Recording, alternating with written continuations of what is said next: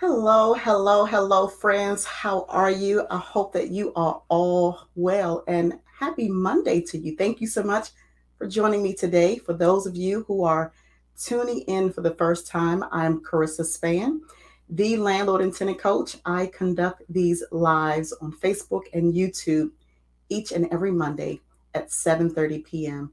Today we are discussing information that I believe is very helpful for a lot of housing providers and landlords. It is National Fair Housing Month.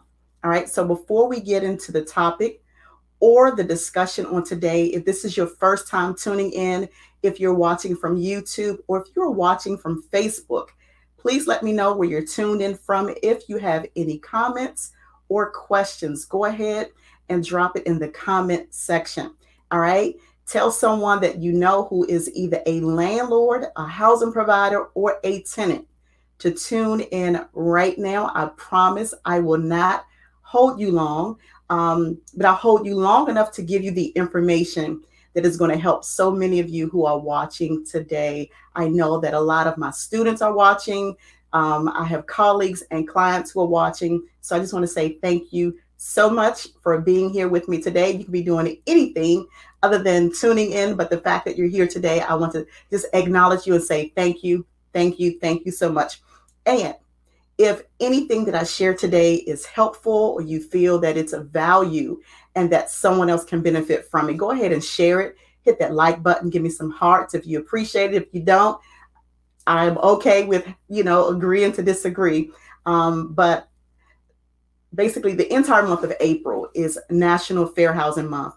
And so the topic that we're discussing today is something that recently happened. And I thought that it was, maybe helpful if I shared it with others. And so my goal is to prevent landlords and housing providers from going down a wrong path. And then also, I'm also a tenant advocate.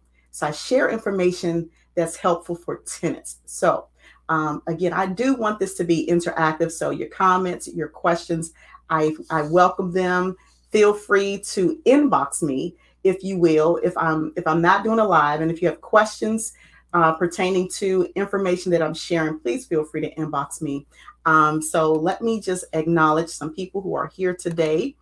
Hello, Pete. Baltimore City is in the building. Thank you so much, Pete.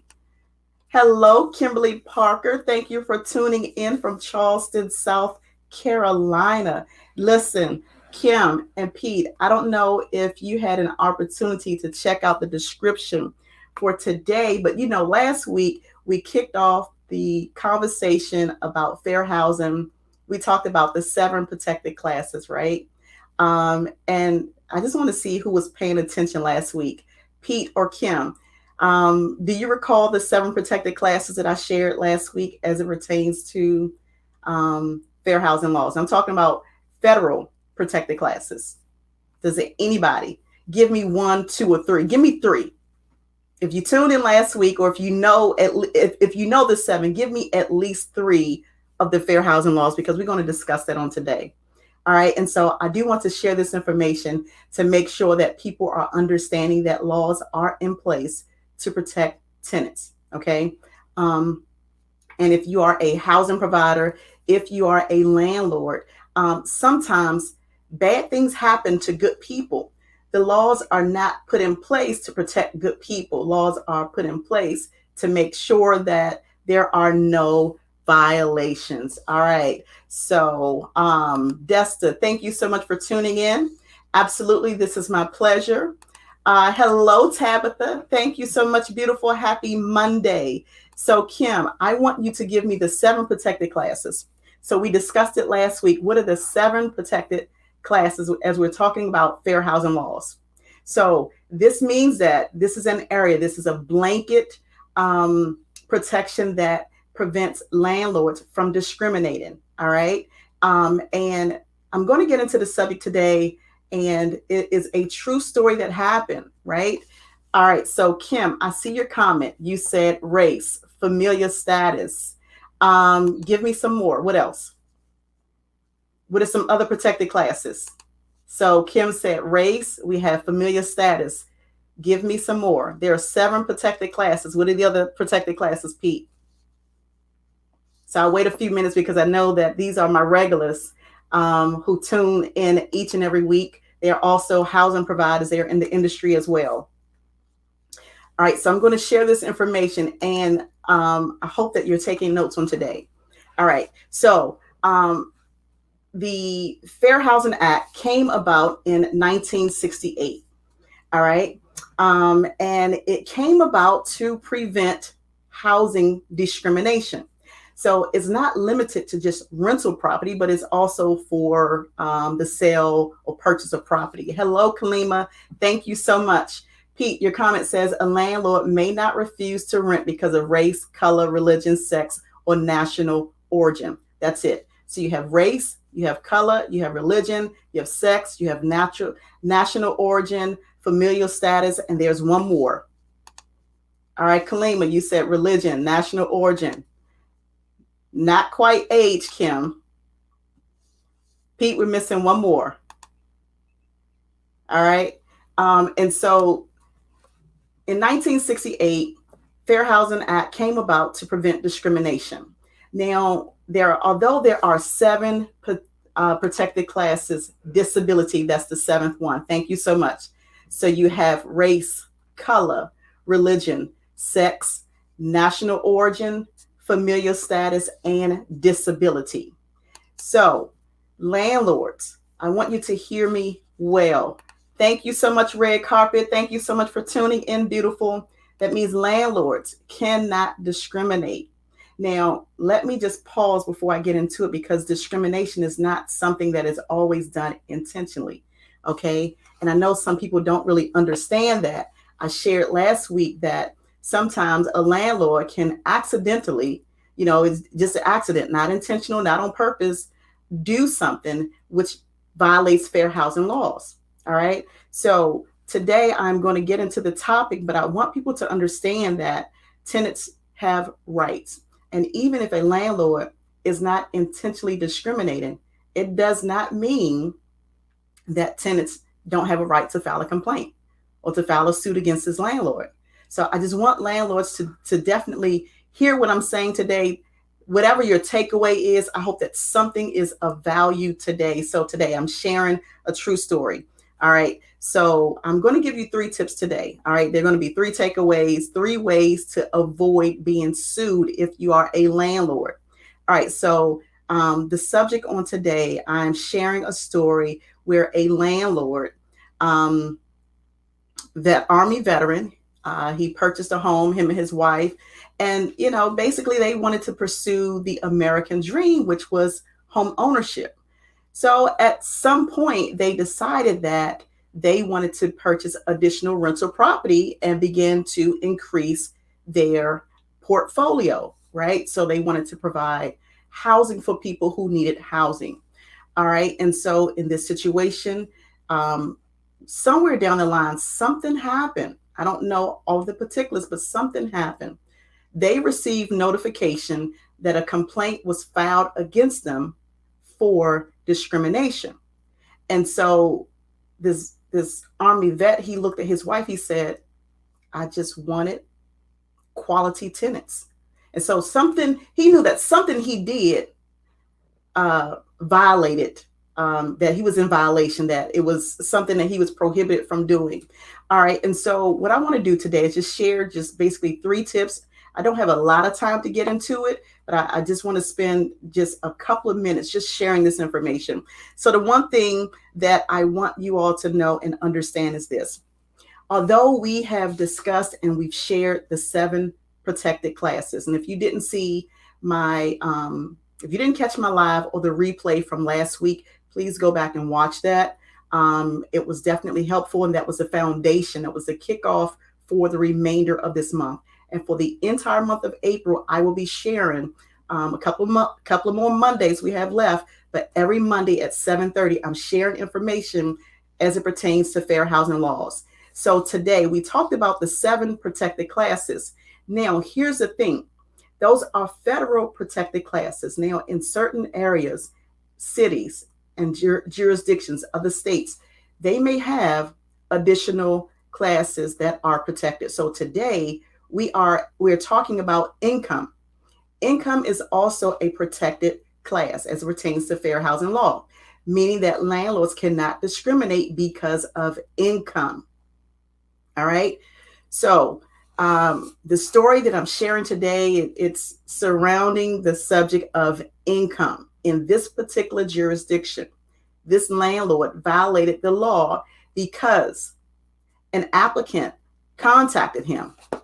And hello, Michelle. Thank you so much for tuning in, beautiful. So, this landlord was contacted. They had rental property that was available to rent. Okay. This landlord was not knowledgeable about the federally funded program called the Housing Choice Voucher Program. A lot of people know it as, or formerly called, Section 8. Hello, Cloudy. How are you, beautiful? Hey, Kenneth, thank you so much for tuning in. So, some people are not knowledgeable about housing programs such as this. This is a federally funded program, the Housing Choice Voucher Program, formerly called or formerly known as the Section 8 program. Well, this landlord received not just one call, but he obviously had so many complaints that testers and investigators began to contact him, posing as prospects who were participating in the Section 8 program. And so when they called this landlord, they may have said something like this: hey, this is Karissa. I see that you have a 2 or 3 bedroom vacancy available, and I would like to rent it. And by the way, do you accept the Housing Choice Voucher Program? I'm in the Section 8 program. And so this landlord told applicants, multiple applicants, no, I do not. We do not accept Section 8 people. We do apologize, but we don't accept the voucher. Well, in jurisdictions, in cities, in states where it is a protected class, because here's the thing. Now, let me break it down, because some people are asking and wondering, how is that income? How is that a protected class? I'm glad you asked. Here's the thing, because they're going through some sort of housing program. The income that the government is paying to supplement their rent portion is income. So this landlord was not aware. Okay. And I know that some of you who are watching, hey, Slogan, how are you? 5445. You said, what this S? Break that down for me. What is this? What are you asking me? Just want to make sure that I'm answering your question. All right. So with the Section 8 program, the voucher program, it is income. So that means that participants who are going through that program, maybe they are in a lower income bracket. All right. Doesn't mean that they're bad people. It just means that they need a little assistance to be able to afford to have a roof over their head. All right. So Slogan, this did not happen in DC. This did not happen in DC, the story that I'm talking about today. But DC is one of the jurisdictions where income is a protected class. All right. So this landlord was not knowledgeable enough to understand that this tenant or prospects going through the Section 8 program that served as income. So they told a bunch of people, well, I don't know if it was a bunch. Let me just say they told multiple people that they didn't participate with the Section 8 program. And it got them in a lot of trouble. So here it is, this Army vet, he turns to his wife and he's like, babe, I just wanted quality tenants, so he thought that he could, in his, I guess in his ignorance of not knowing about the program, maybe he heard bad reviews or negative comments about people in the Section 8 program. I got you. No, it was not in DC. It was not in DC.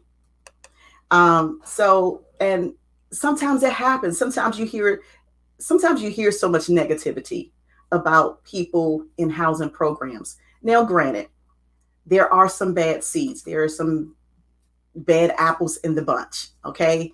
I have seen a lot of my day and time. I've been in property management for well over 28 years.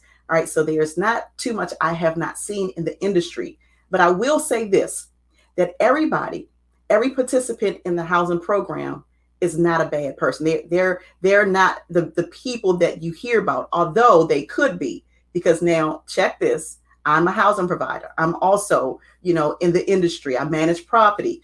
I have property in a couple of states. And so for me, I recognize that everybody don't have the same upbringing. We don't share the same values and beliefs.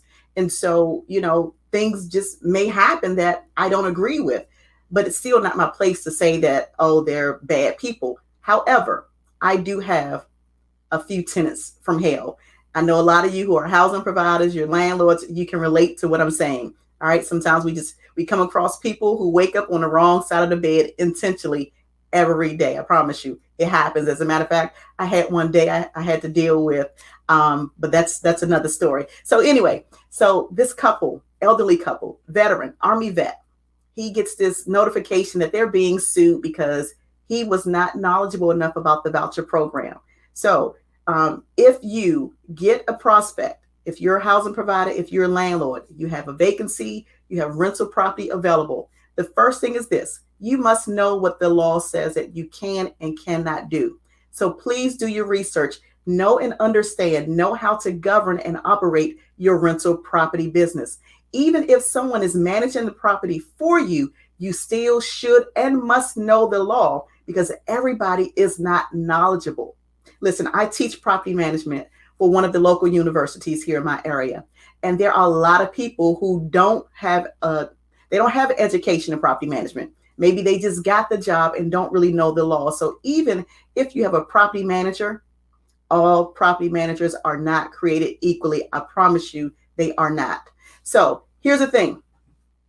They were faced with this notification that they're being sued, and he didn't take it too well, right? Because obviously he was completely clueless. He had no idea. He's a good person. He's a upright man and want to do the right thing. But because maybe and possibly because he heard so much negativity about the voucher program, about tenants who are in the Section 8 program, he told the callers, no, we don't participate.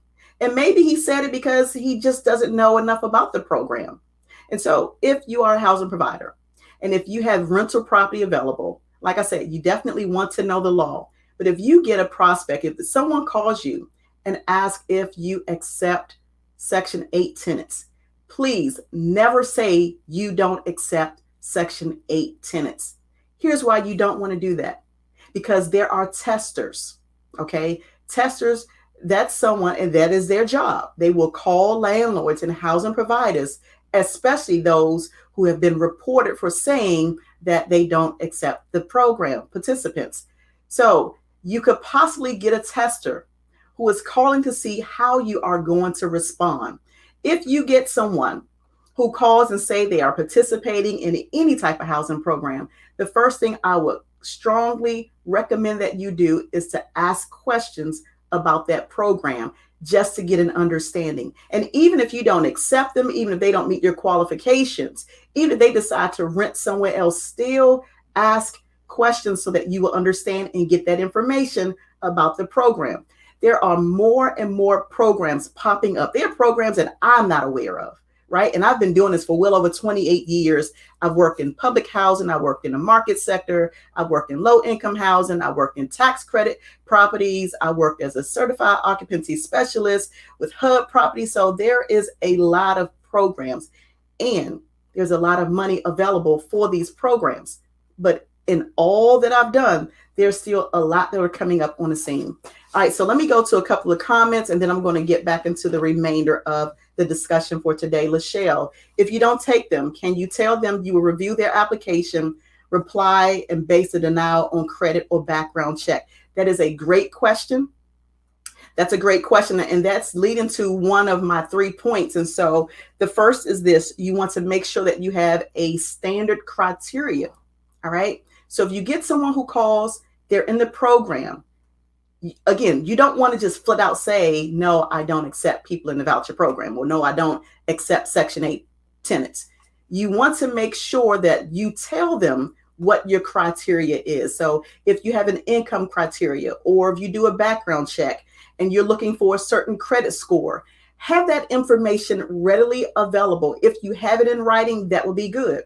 If maybe you can type it up, save it as a PDF document. So when they contact you, you get their name, their telephone number. If they're in the program, the voucher program, you don't want to ask them how much would the program pay. You want to find out how many bedroom sizes is on that voucher, because the voucher does not have a dollar amount. It only has a bedroom size. So you want to make sure that they are able to afford it. So now, if you set your standard, if your criteria is in place, you send them that documentation, letting them know what you're looking for. And if they do not meet the criteria, then what you do is you send a denial letter. Thank you, applicant John Smith. We do apologize. Your application, we were not able to approve your application. Now, if you do a background check, and let's say that you run it through TransUnion. That's one of the programs that I use when I do my background check. I use TransUnion. I have the applicant to pay their own application fee online. They don't pay me. All right. They don't give me any money. They go online, they pay it, they complete the process. It checks their income, it checks credit, it checks landlord history, it checks for evictions. And when the report is finalized, after they pay their fee, I'll get an email from TransUnion to say, hey, Karissa, the application has been completed. Here are the results. I pull it up. If it does not meet my criteria, I have a denial letter already prepared. I'm going to send it to them. I'm going to refer them to the credit bureau if the credit score is low. So, but that is a great question, Lachelle. Hey, Kenyatta, you said fair housing laws are serious. There are 12 protected classes. Which state are you talking about? Kenyatta, are you talking about in Maryland? Because there are 7 protected classes for federal, but that doesn't mean that that's the same for every state. So that's why I say you have to know what the law is in your particular jurisdiction. Now, I know that Kenyatta knows because he's a real estate investor. And so please do your research. Please be knowledgeable. You said there's a process involved to participate in a program. You have to fill out paperwork. Absolutely. And there should be a process when people contact you to rent your rental property. So if you have rental property available, and let's say you accept people, anybody who qualify, and that really should be your response. If someone asks you, do you participate? Do you accept Section 8? What type of tenants do you rent to? My response would go something like this. I rent to anybody who qualify to rent my rental property. All right. So before I get into the second tip, here's a thing that you always want to keep in mind. These are not my 3 tips today, but this is a philosophy. This is a standard that I use. You want to make sure that people who are trying to rent your property, they have the capacity. All right. You want to make sure that they have the character, and you want to make sure they have the funds. Do they have the capacity to pay the rent? All right. Do they have the character? Do they have a history of paying their rent on time? This is why you want to have a criteria, a standard to do a background check. And then you want to make sure that they have the funds. You want to make sure that they can afford to pay the rent. So we'll get into that a little bit later, not today. Today is all about fair housing, but I promise you, stay tuned, stay connected. If you're watching on YouTube, go ahead and click that subscribe button. All right, Andy7, you says, hey, Karissa, if you are sued by OHR, are there organizations who will help landlords? Here's the thing. There are not a lot of places that will help landlords. Unfortunately, there's not a lot of help for landlords. So if you get a complaint, if someone you know has received a complaint, go ahead and contact an attorney. Unfortunately, there are not a lot of resources for landlords. And that's the sad part about it. But this is why I do what I do. I share information. I give this is what I do each and every Monday right here at 7:30. So every week is a different topic. It's going to help landlords, and it's also going to help tenants. All right, Pete, I'm coming to you. You says there are times when the voucher allows 1 bedroom and the only thing available is a 2-bedroom. In some cases, we will turn the 2nd bedroom into a smaller one, into a den. So Pete, it's good that you do that. Or you can, if you have a heart, because I've had some colleagues and clients of mine who have reduced the rent to make sure that tenants are able to qualify, income qualify. And if you're willing to do that, you can without doing any changes, just come down on the rent. But if they do not qualify, they don't meet the criteria or the standard, you don't have to make an adjustment in order to make them qualify. So I don't want people to think that you have to jump through hoops just to make them qualify. If they don't fit the criteria, your standard should be the same for everybody. So whether it's a market tenant, whether it's a Section 8 voucher program participant, whether they are in the rapid rehousing program, the criteria should still be the same across the board. You don't have to change it. Michelle, you said, thank you. Very informative. Thank you so much. This is what I do. I actually enjoy sharing this information. Pete, you said the way that the tenant would be, that way the tenant will be able to move in. Okay. And that's good. Pete, I know that you have a heart for the people. You said it's required by the inspector. Okay. All right. And so see, certain jurisdictions do things differently. All right. So Kenyatta, you said, when I asked you about the 12 protected classes that you commented on, you said DC and Maryland. Okay. So, let me go to my second point. My second point is this: make sure you, like I said, you want to treat everybody the same. Complete the process as you normally would. Listen, if you get those calls, it is okay. All right. I've had complaints. All right. I've been in the industry for a while. I've had complaints that went as far as HUD. As a matter of fact, I had a complaint that went as far as a congressional complaint. It went all the way to Eleanor Norton Holmes. I probably got her name mixed up. But it went that far. But here's the thing. When you get a complaint, the only thing that they're going to do is reach out to you to say, hey, Mr. and Mrs. Landlord, we received a complaint from either a tester or if it's a tenant, because tenants can also complain, right? Complaints can come from tenants, prospects. It can come, it can go through HUD office. It can go through email. They can call. There are so many ways that they can file a complaint. So true story. I got a complaint. Oh my gosh, I do know how to talk, y'all. Hey, Kelly. I had a congressional complaint that was filed.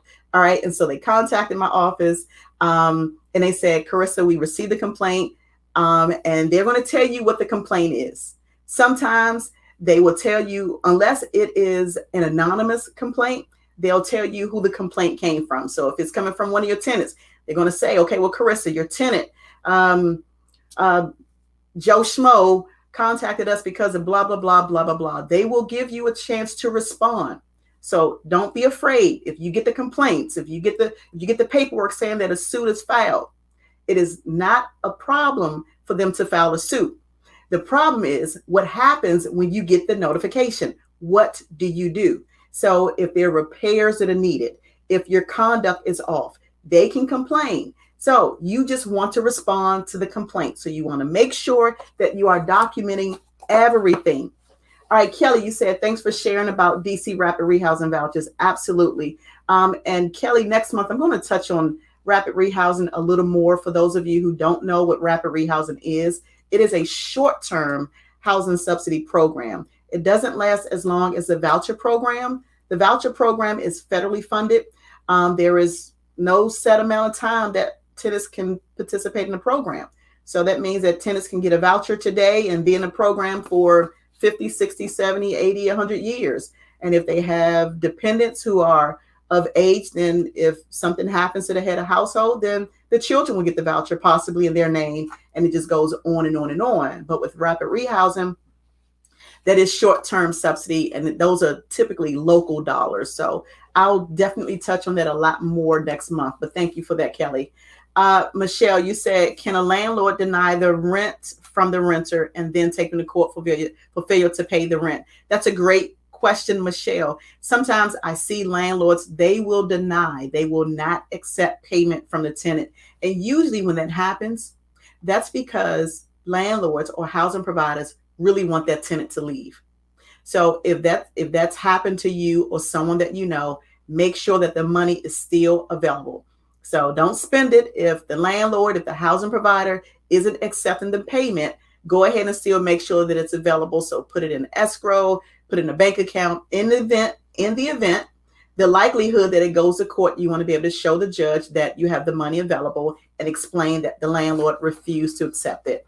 But then again, it just depends on what the lease says and why this landlord is doing that. But that's a great question. All right, Desta, the requirements for renting through government is much stricter. You are absolutely right. Anytime, and that is a good point. Thank you so much for bringing that up. That is a good point. Anytime there is government attached to anything, that simply means it's much more paperwork, it's much more red tape. There are stricter guidelines whenever the government is involved. Okay, it's always a much stricter process. Claudia, you said restate the second point. The second point is complete the process as you normally would. So that means treat everybody the same. Don't change the process. Don't change your standards. So if you run a full background check for a market tenant, run the full background check for a participant who is in some sort of voucher program. You don't have to deviate from your standard and how you are operating your business. So you just want to make sure that you're treating everybody the same. All right, I'm coming to you, Red Carpet 43. The money is limited. Some of my homeless shelter tenants are in the rapid rehousing program. I have quite a few participants who they've contacted me because they're looking for housing, and it's a lot harder. Sometimes I find that it's harder to house rapid rehousing because it is a short-term program, and some housing providers understand that when that program is up, sometimes tenants, if they're not working, if they don't have the income to pay the rent, then it will put landlords possibly in a situation where now they have to spend money for an attorney to take them to court to get them out. So I'm really hoping that laws will change. Congress will put more money into making more of the rapid rehousing vouchers more permanent, because otherwise we're going to continue to see this cycle of homelessness. Tenants are going to come through the homeless program, this rapid rehousing program, come from the shelters or whatever, right? So just coming from homelessness to getting the rapid rehousing program. And if it's not a success, if they don't get the income to be able to afford the rent, then sometimes I see that they're homeless again. They're going through the process all over again. And so it's really heartbreaking to see some of the people. And I've met some really great people in the rapid rehousing program, but it just didn't work in their favor because this cycle that they're in. Pete, you're right. You said put it in escrow. Michelle, you said if you don't receive the court papers in the mail, how can you fight against it in court? Well, it just depends on if the courts are open in that particular jurisdiction. In a lot of jurisdictions, the courts are not open yet. In some, they are. So it just depends. If you have not received anything from the court, that means your landlord or that housing provider has not filed paperwork to go to court. So just make sure that it's available and make sure that you are documenting everything that's happening. And Michelle, that's one of the things that I tell landlords and housing providers to do, as well as tenants. Document. Always maintain accurate records of whatever is going on. All right. And so that brings me to my third point, Michelle, for today. My third point is keep a record of applicants. You want to also keep a record of people that are approved. Obviously, they're going to turn into tenants. But then you also want to keep a record of people who are denied. You want to keep records. And here's why that's important, because sometimes we may not be able to remember people. We may not remember names, right? So let's say, I see your third question, Michelle. So let's say Red Carpet 43, you have one of your rapid rehousing people, they come through you, right? And maybe they don't meet the qualification to rent, right? They're denied. And something happens maybe a year or 2 years later, but the statute of limitation is not really up yet. So they have a time frame that they can file a complaint. And if you don't have documentation, you may not remember that this person didn't qualify because their credit score was too low, or maybe they had an eviction on their record, or maybe they had some judgments that made them ineligible, right? So remember, I say there is nothing that stops people from filing a complaint. Sometimes people will file a complaint even if there is no basis, even if there are no grounds for the complaint.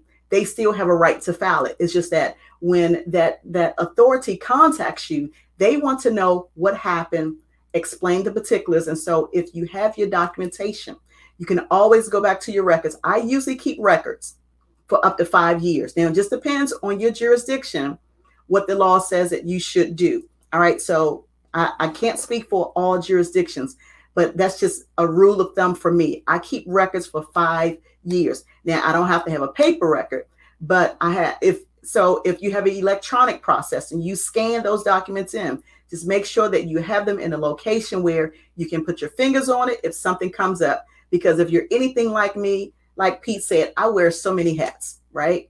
I may not remember everything day to day, but I document everything. My team, they document everything because it's not what we know, is what we can prove. All right, so Shell, I'm coming to you for your third point or question. You said if a landlord withhold mail from a renter, where did the renter go to file federal charges against the landlord? So Shell, then in that situation, you want to contact the local authority that will handle landlord and tenant matters in that particular jurisdiction. So contact the courthouse, let them know what's going on, and ask them, where do you file a complaint against this landlord?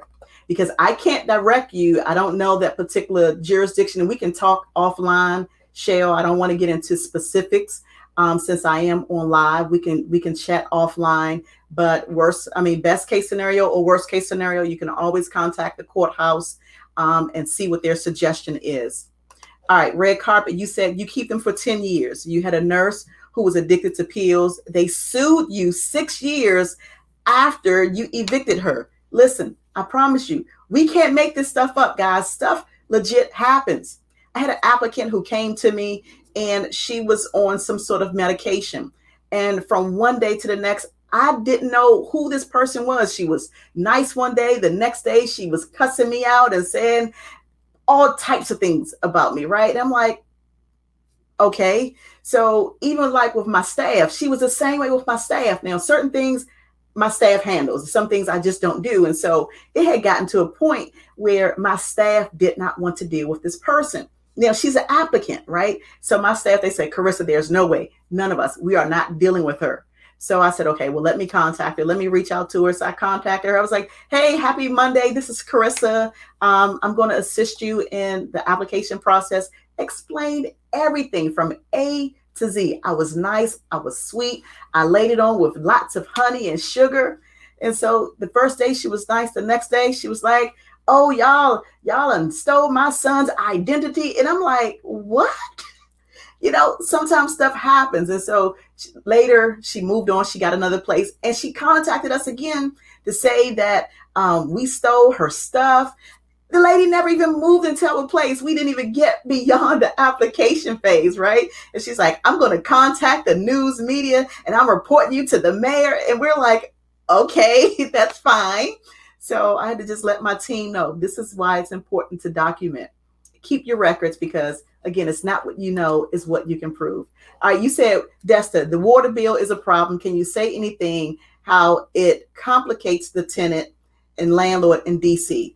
So, okay, that's a great subject matter, the water bill in DC.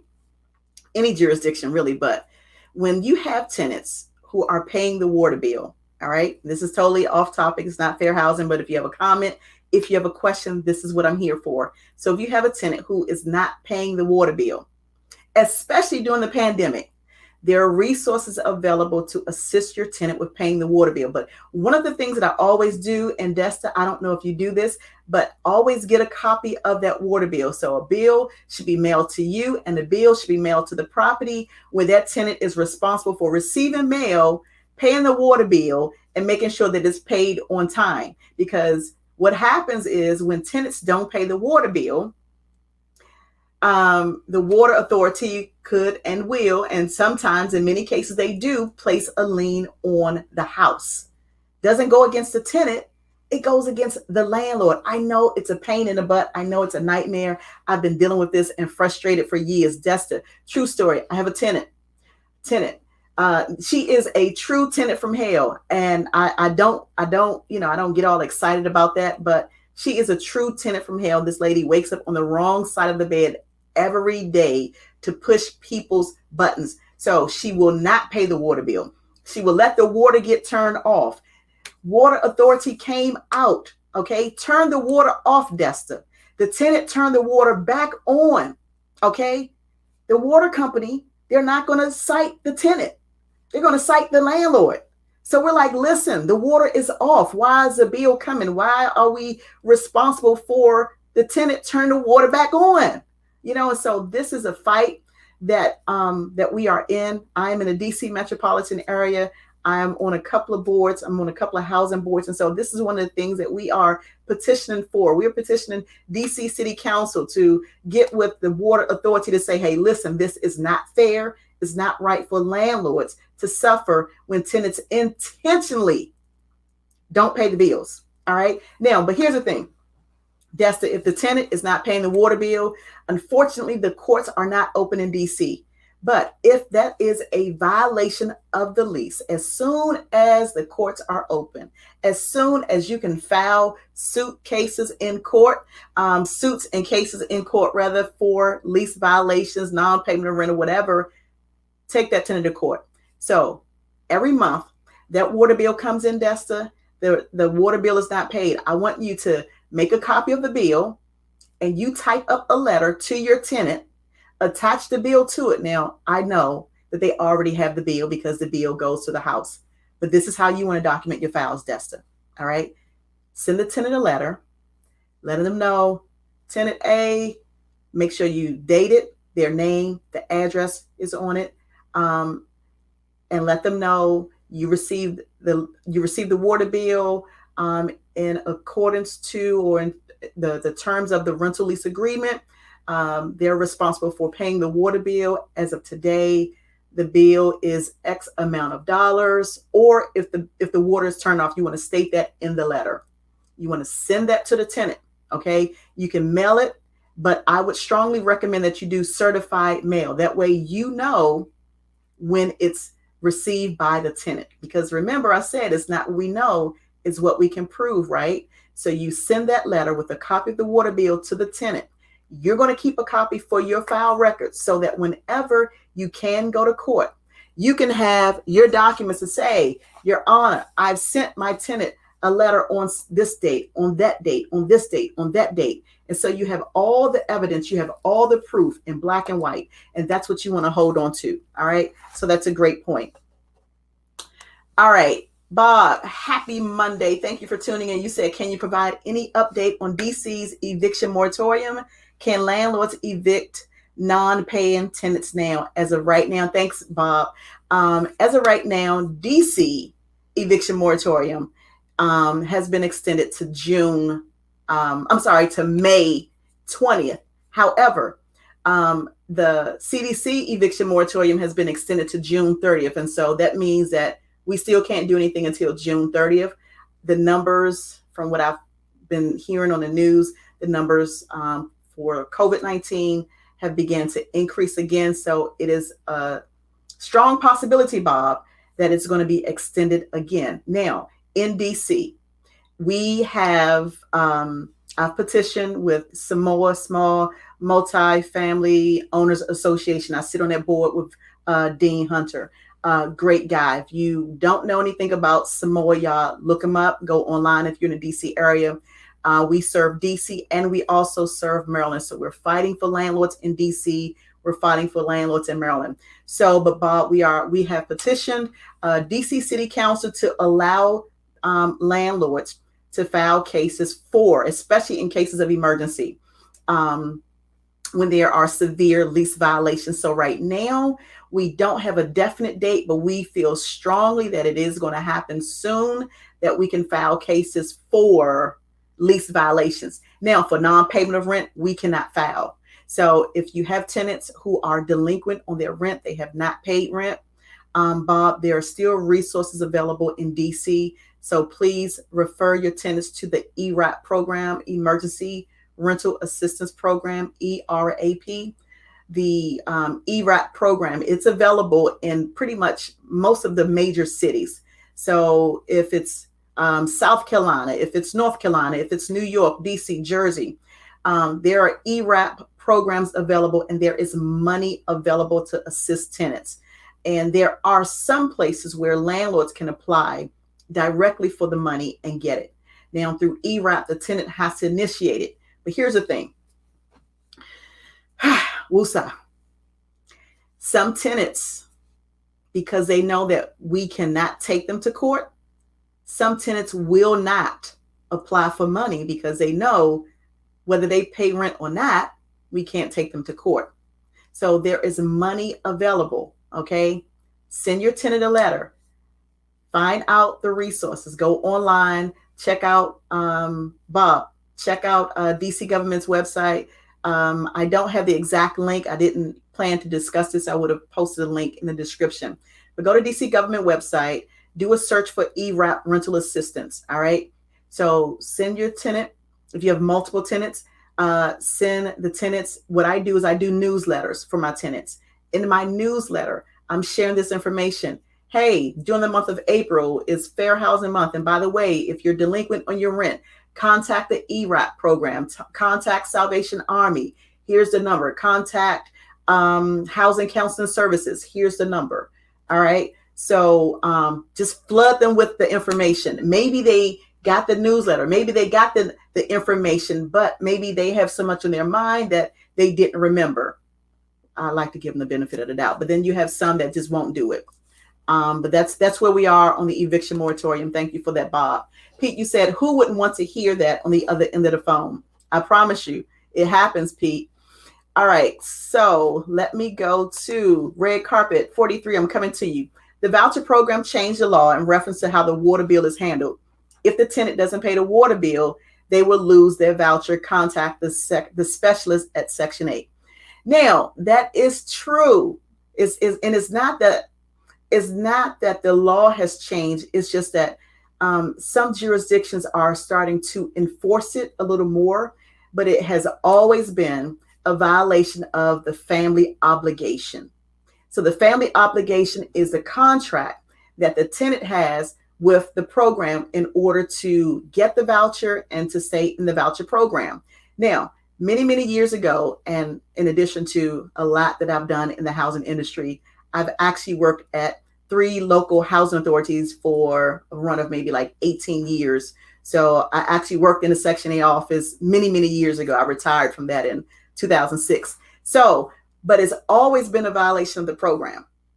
Now, when I worked there, and although it was not my job to do it, because it's the landlord's job to enforce the lease, because I do have a heart for people, I would contact the tenant to say, hey, listen, your landlord contacted us because you haven't paid the water bill. Do you know that you can lose your voucher?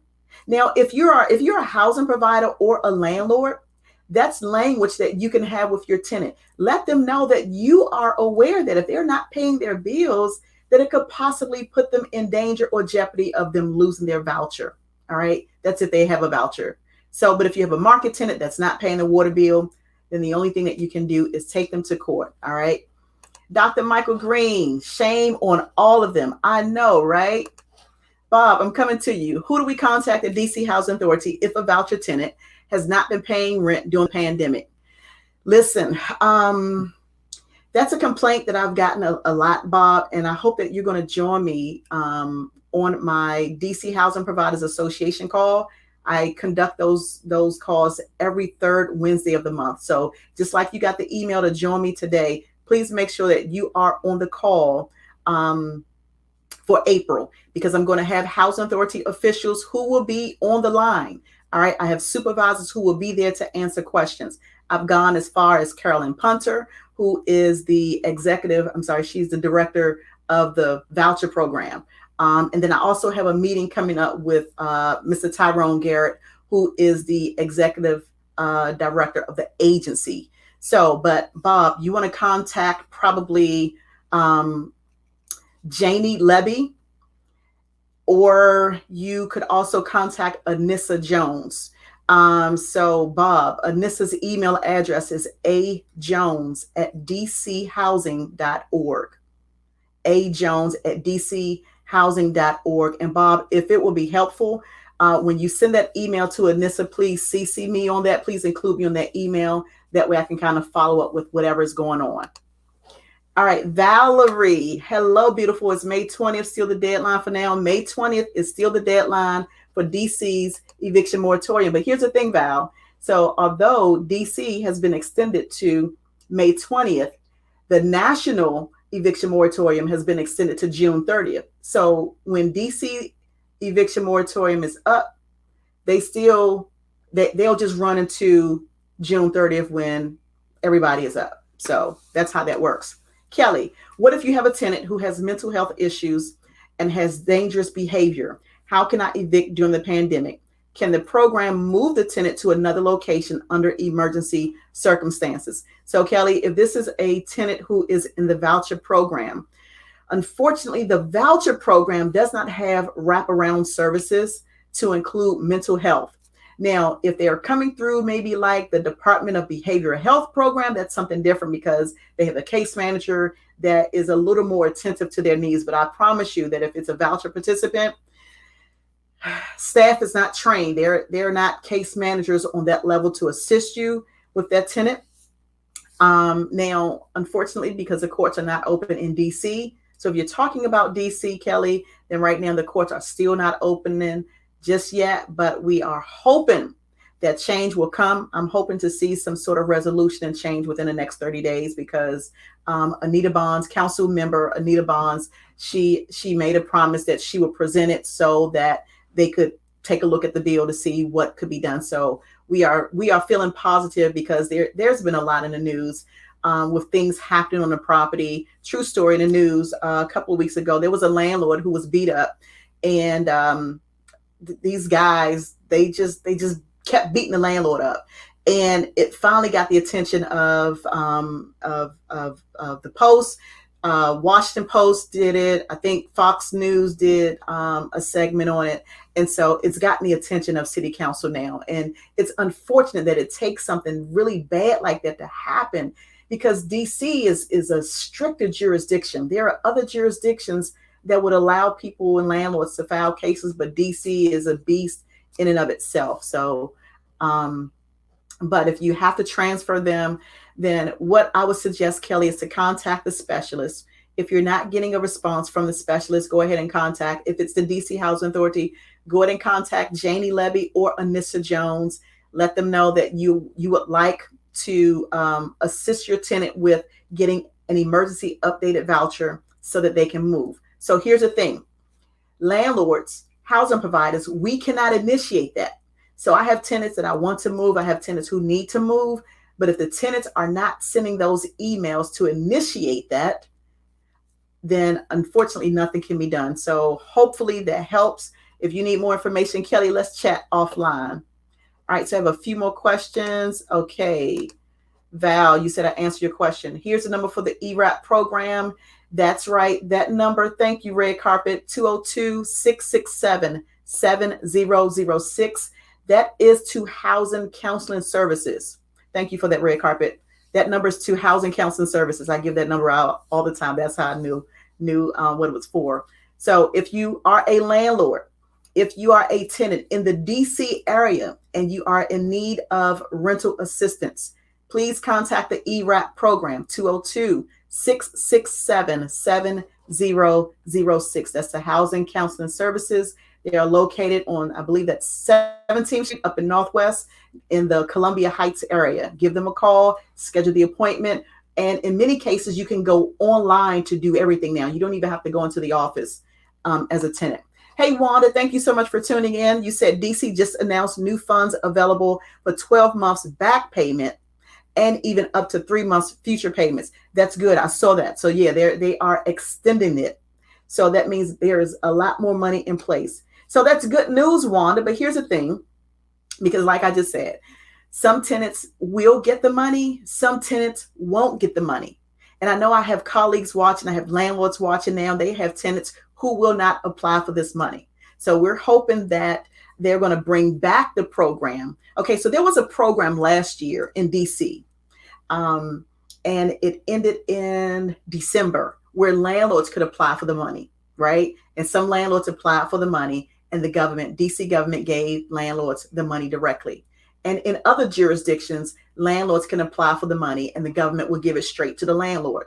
Well, now in the DC area, we're back in a situation where that option is not available. So only tenants could apply, and hopefully tenants will do that. So if you are watching as a landlord and you have tenants who are not so easy to get along with, just kind of, maybe butter them up and just try to gently convince them to apply for the money and let them know, listen, either way, the rent is due. So when the courts are open, if you don't have the money, that means the judge is going to allow me to file a suit to evict you. You don't want an eviction on your record, right? And you don't want it to go on your credit report because we can put that on credit reports. So it's not that rent is not due. Nobody is saying, listen, if you're a tenant and you haven't paid your rent or you're behind, listen, get money while it's available. There is money in the stimulus package. There is more money coming up. Rent is still due, and landlords are entitled to get the rent money. All right. So please go ahead and do yourself a favor. If you have the government that's willing to pay your portion, that's money you don't have to come out your pocket and pay if you're a tenant. So it's always in your best interest to go ahead and get that free money. It's free. You don't have to pay it back. It's free 99. You can't get no simpler, no easier than that. Free 99. Pete, you said, I was just talking about you saying happy Monday. All right, Ray Carper, you said, how can you contact the voucher program specialist that handles the tenant? Also, can you ask for mediation? So right now, Ray Carpet 43, because a lot of the workers, they're still teleworking, they're working from home, send the specialist an email. If you are not getting a response in maybe 2 or 3 days, it shouldn't take more than a few days. Go ahead and contact the supervisor so that the supervisor could say, hey, listen, we have a landlord, we have a housing provider that's trying to reach you. All right. And I know that we had a question a little earlier about how can the tenant's rent get changed. Contact the specialist. That doesn't work. I've already given you 2 supervisor numbers because I used to work there. I deal straight with supervisors. I don't deal on specialist level. I just don't. I go straight to the top because that's how I get results. All right. I need immediate results. So sometimes I'm not going to waste time trying to reach a specialist. But you can. I always just go straight to the supervisor. I put the supervisor on point. I let the supervisor send the specialist an email to say, contact Karissa, contact Red Carpet. So I hope that helps. Hello, slogan. Didn't DC just allow evictions for violent activity? Listen, if it has happened, it just recently happened because that's something that we have been petitioning DC City Council for. We were in front of the courthouse with our little picket sign saying, open up the courts, open up the courts. So I do hope that it happened because true story, I have a tenant in one of my rental communities and he was arrested for walking around possessing a shotgun. Like in my rental community, like what? So I look up, it's like the end of the day. I'm getting ready to go home for the day and I see all these police coming from everywhere, right? So I paused to find out what was going on. And sure enough, one of my tenants had a shotgun just walking around in the community. He got kids, he got a wife. It just didn't make sense to me. And at that time, there was nothing that I can do because the courts did not allow me to file a case. So hopefully that has happened. I don't think that if there was an eviction, I don't think that it was something new. It may have been something that was already in place before the pandemic. So because the courts have not been open to allow new cases to be filed. All right, Wanda, you said, can a landlord apply? Landlords can apply and tenants need to sign off. Okay, that's a good point. So Wanda, it just depends on what type of funding. So now one of the things that I've done in my previous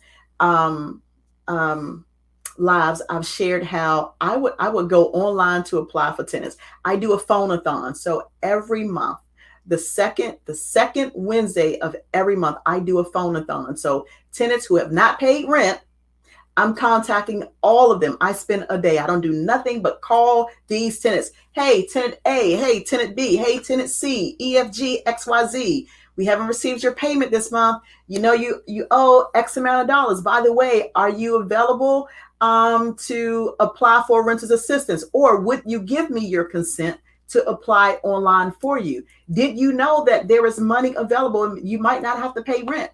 If they say, yes, Karissa, I'll document the file. I spoke to tenant A, B, or C, XYZ today. They gave me their verbal consent to apply online. I will go online, complete the application, put in their information, and let them get the email to say they're approved, they're going to get the money, and we get the payment.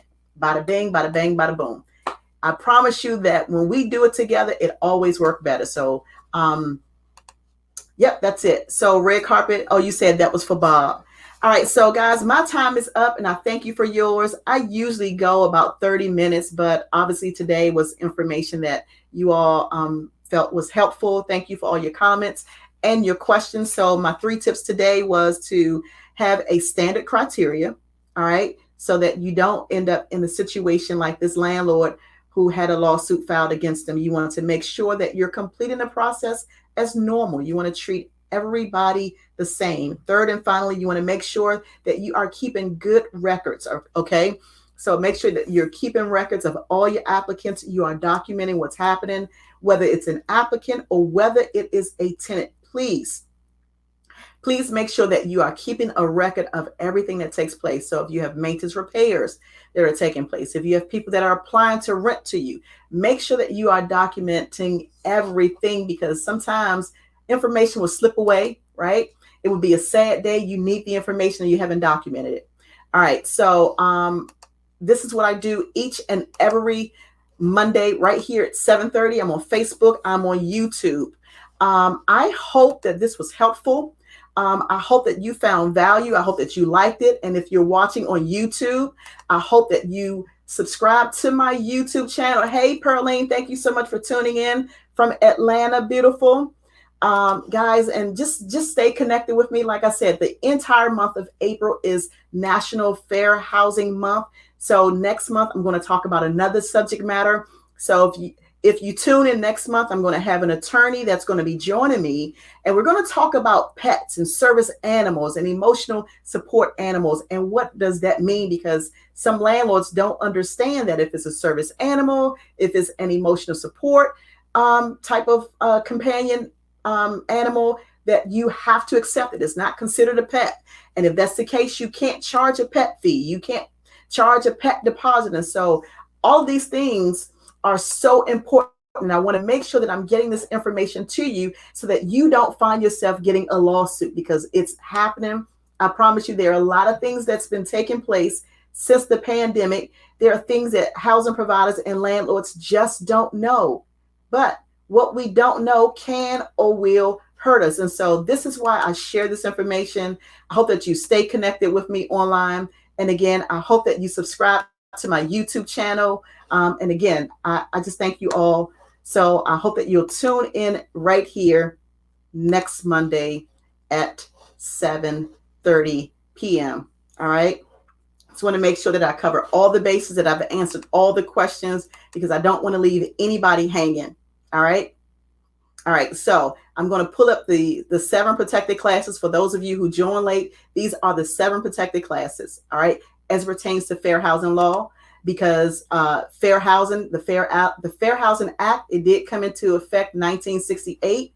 It was created to prevent discrimination. All right. And those are the 7 protected classes. All right. So take a look at that. Take your notes, if you will, but just make sure that you are knowledgeable about the law. We cannot discriminate based off of those 7 protected classes. All right. So that is it. My time is up. I thank you for yours, and I hope to see you right here next Monday at 7:30 p.m. Bye for now.